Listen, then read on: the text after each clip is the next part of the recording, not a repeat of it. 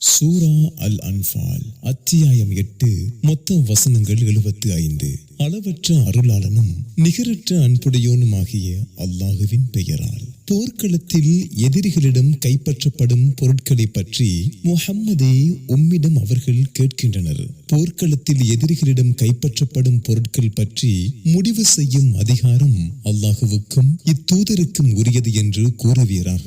எனவே அல்லாஹுவை அஞ்சுங்கள், உங்களுக்கிடையே உள்ள உறவுகளை சீர்படுத்திக் கொள்ளுங்கள். நீங்கள் நம்பிக்கை கொண்டிருந்தால் அல்லாஹுவுக்கும் அவனது தூதருக்கும் கட்டுப்படுங்கள்.